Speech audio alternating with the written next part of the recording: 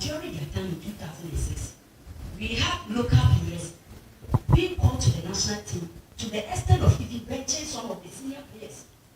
He even mentioned of the likes of Shila Yasu, the likes of Habib Mohammed, that they came to the squad and benched even those kind, let me classify it as the big players, those that were playing abroad. But this time around, it's not happening so. So I want to know, is it true?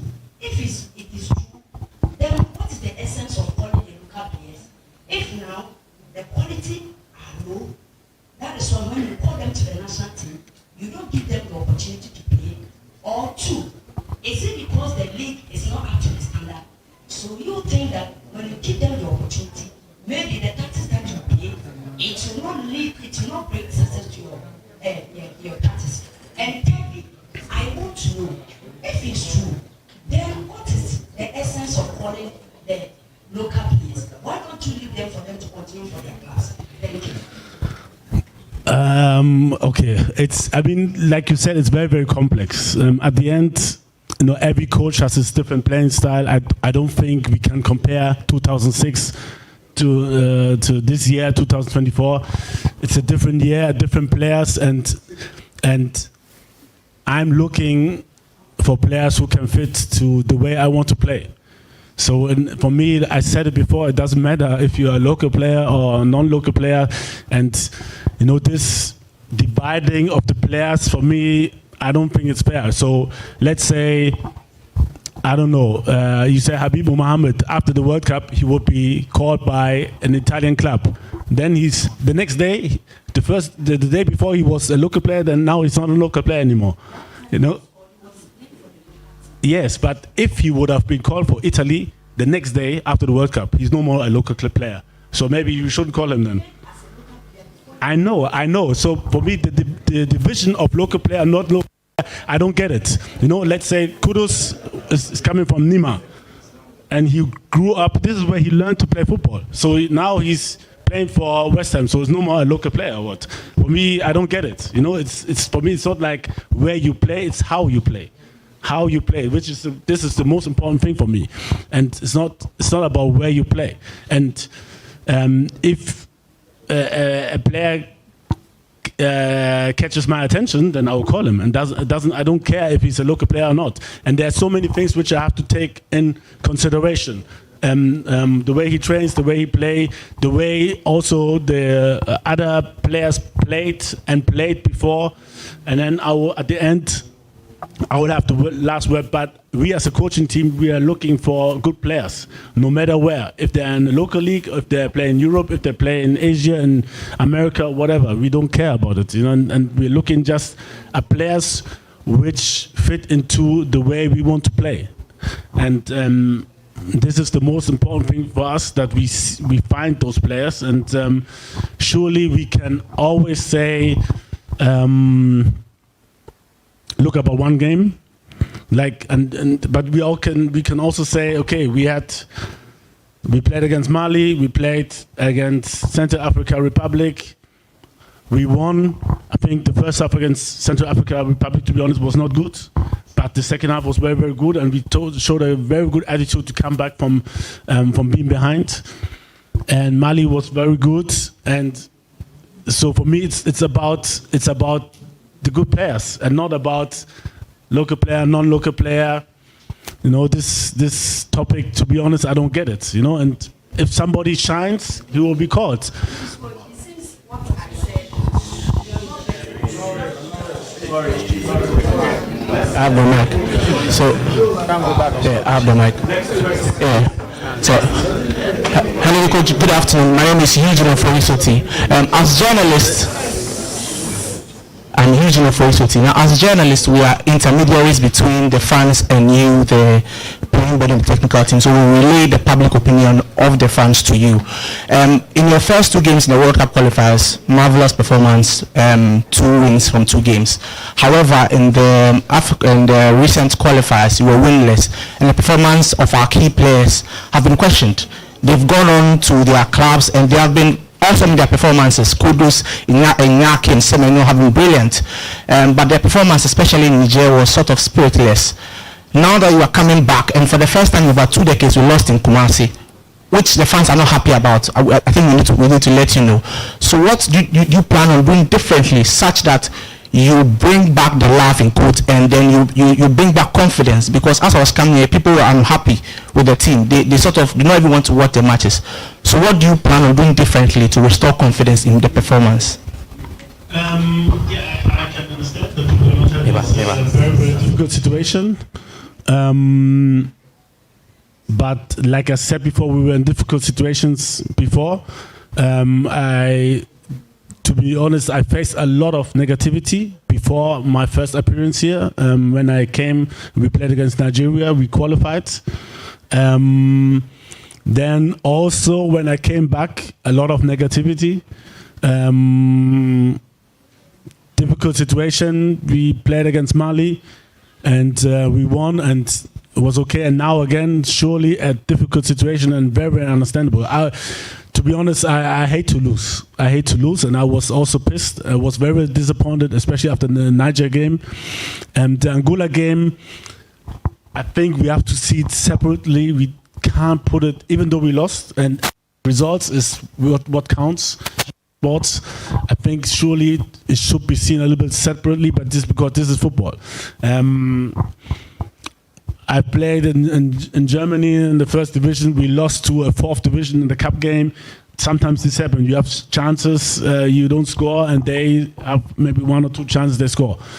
So I want to exclude this match, but Niger was really, really bad.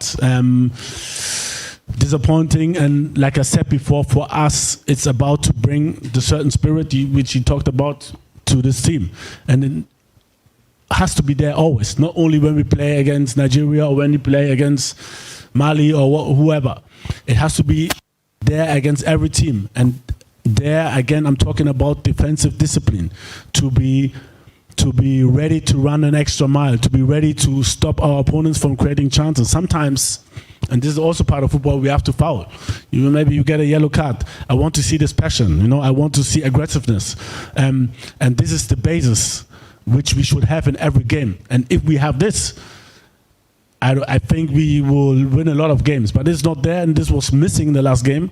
And this is surely my responsibility, and I have to be to bring the players on their toes, to bring this as a basic thing into the training, but also on the pitch. We know that they can play football, and it's a combination of passion and willingness to win, but also of the tactical transformation on the pitch. And at the end, it's the players who decide if we win or not. And it's on me to bring in these players who will show this commitment on the pitch. And it's also on the players to fight for their spot on the pitch. And we will see in the training what we do. I'm not 100% sure yet what we will do, if there will be changes, many changes or not. But I want to see the hunger on the pitch. And for me, I had a lot of talks, to be honest. I went also around to visit some players, to talk to them directly, because I was very, very unhappy about a lot of players, the way they performed. So we had very, very good talks, but now it's time for action. Everybody can talk. We can talk good, and everybody can say, I want to give 100%. But for me, talk is very, very cheap. It's easy to talk, but we have to see it on the pitch. And if it happens like in Angola, this is also part of football. To be honest, sometimes it's like that. You try to score, the goal doesn't go in. It happens to every team. The probability that it will happen again, if you put in such an effort, it's very, very low. But I'm very, very sure that we have a high probability if we bring in this basics, passion, this spirit to defend, especially, but also to be determined to win and to score and combine it with the tactical collectiveness to deliver on the pitch. Then I'm very, very sure that we will win the game then. Coach, Coach, my name is Ebenezer Amozu. I work with Waterfront here in Accra. Coach, I want to know the reason why you have still maintained the strikers or the forwards that you have named? Because it looks like of late we struggle to get the goals, and the essence of a very good striker is to get us goals. I want to know why you maintain them, if they are the best we have in this country, or we don't have enough quality. Apart from that, I have seen one young player. You would not want to answer that question, but if I'm on my radio and one Ghanaian asked me, why didn't you, as a coach, that Michael Bolding, who plays for Elsbeck in Sweden, is performing so well, but has not gotten a call up into the Black Stars? Coach, what should be my answer? Thank you.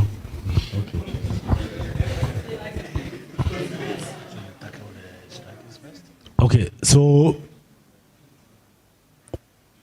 on the strikers, I know that everybody is looking for goals, especially from the strikers. And I'm also looking for goals. So we discussed a lot, and we always discuss a lot about players which should be called, and we have the strong belief that those are the best strikers we have in this country, and that's why we call them. And the second question, I said it before, it's always difficult, I can understand, and he's on our radar, we are in touch. But I think, okay, I said I wouldn't answer, but I answered for you. It's an excellent striker. Excellent striker. Michael Bedu is an excellent striker, and we see what will happen in the future. Like I said, at the moment, this is what we think. Iñaki scoring at Bilbao, Semenyo scoring, Bournemouth, so to be honest, I think the Premier League is a little bit tougher than the Swedish league, and this is the reason, why they're in front at the moment. But we'll see what will happen in the future. He's a very good striker, and I'm looking forward to get to know him personally. Last one. Hi, my name is Monica Bukari from GH1 TV. I want to ask you, with the current score that you've given us, what will be your measure in accessing the whole team that you've given us? What's the success that we're expecting? And also, how are you managing the emotions of these strikers or players who are doing so well in their clubs, but then when they come to the national team, it's a bit tougher for them? I guess they have emotions and they go through a lot. How do you manage them for them to accept and come back to play for us again? So, I know for, let's say in general, coaches, we don't have time. But I'm a strong believer that success needs time and also needs consistency.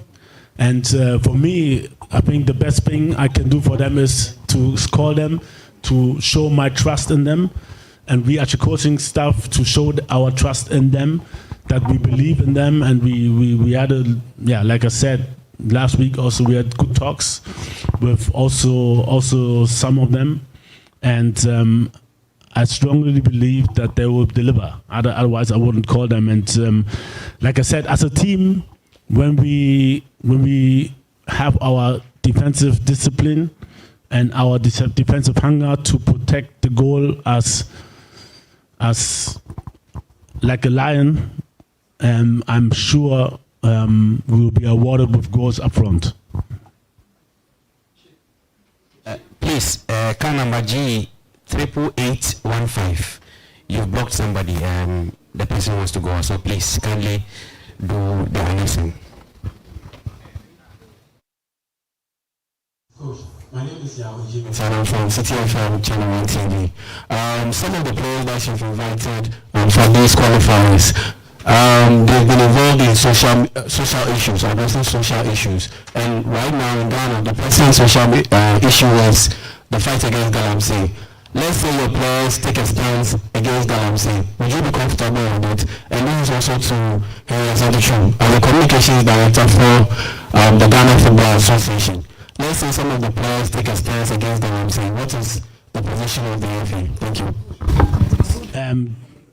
I think, to be honest, we have so many, and I think it's a serious problem, very serious problem, but we have to do and focus on our job. There are a lot of things which have also distracted maybe myself also. I'm questioning myself, or I was questioning myself. Okay, what could I have done better? If let's say I have an accident, there's nothing I can do about it. But there are other things and also other distractions to the team. And for us, to be honest, it's about focusing on Sudan and nothing else. After we win, then we can talk about every other topic. Okay? Thank you.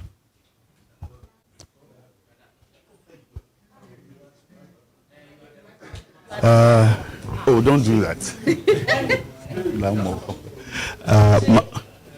My name.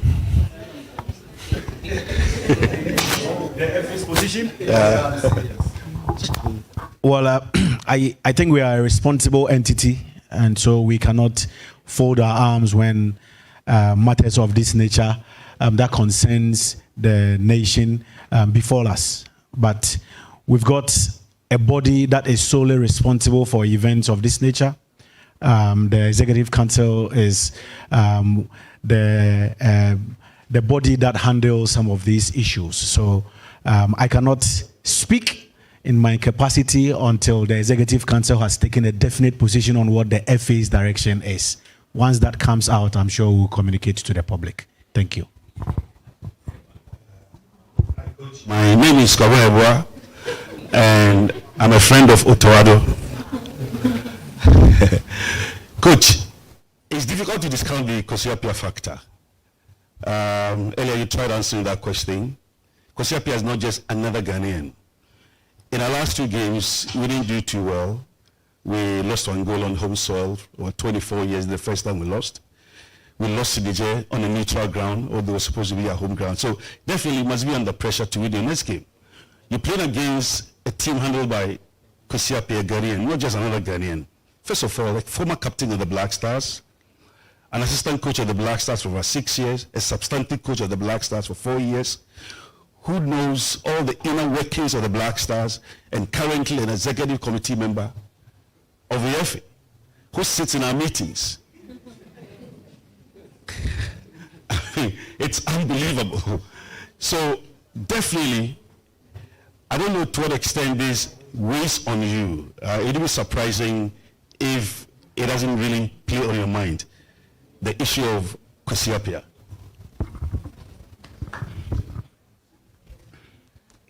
Okay. Yeah. Thank you for your question. Maybe a little side story. My grandmother, who passed away for a long time, was admiring you. Yeah? So you've always been our thoughts. She was always like, "Who is this handsome guy?"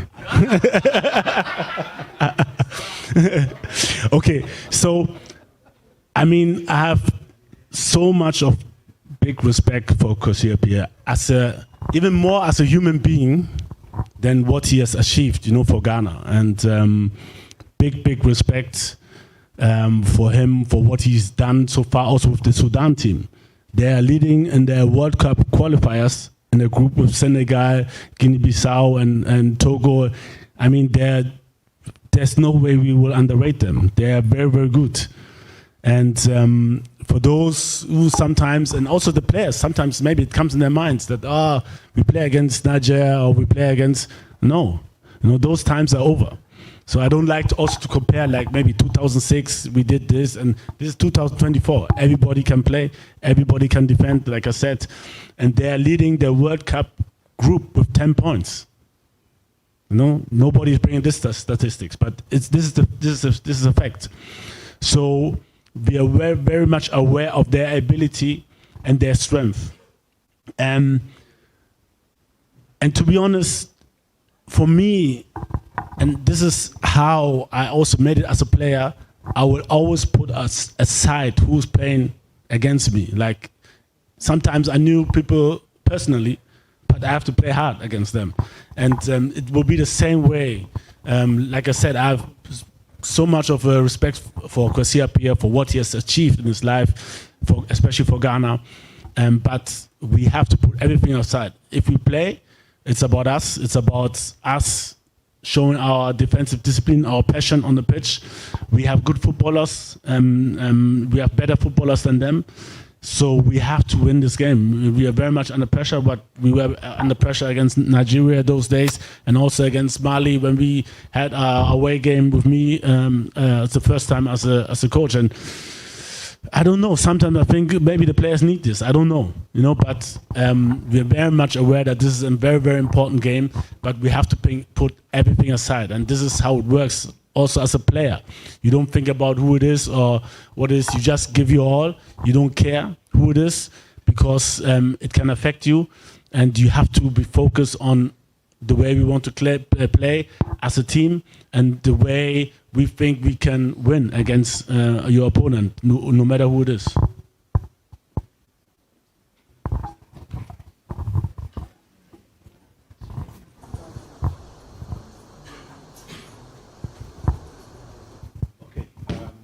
Thank you very much. Thank you very much. Many thanks to our head coach. And then colleagues, we are also grateful for your coming. And let me once again announce that the dates for the 2 games have changed. The first game will be played on Thursday, October 10, and the reverse fixture in Libya will be played on Tuesday, October 15. Campaign resumes on Monday. We are expecting the players to fly in from Sunday through to Monday, and then our first training will be on Monday. We'll definitely communicate the plans of the FA as regards media engagement and other decisions from the head coach and the technical team via our official platforms, the websites and social media as we build up to the 2 matches. On behalf of my colleagues, Professor Joseph Kwame Minta, Technical Director of the Football Association, Neil Armstrong Montabo, Head of PR and Strategy, and my brother Joseph Tetezuta, who is with the National Teams Department, and then Sheikh Tofik, who is also with the Communications Department. Let me say once again that we acknowledge your presence and we really, really appreciate your coming. As we build up to the 2 games, we can only wish the Black Stars the best of luck. Enjoy your Friday afternoon and keep well. Thank you.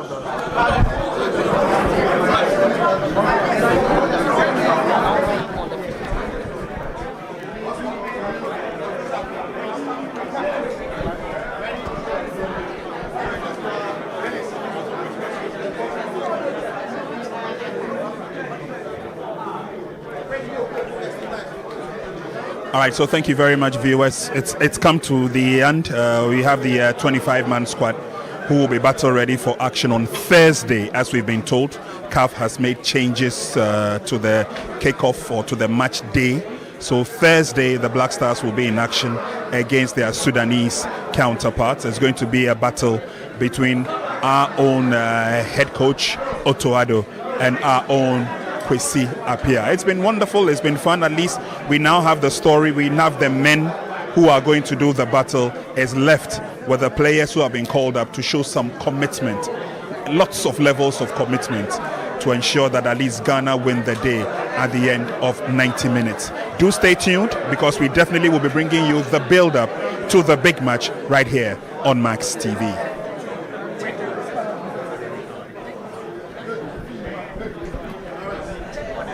Wait.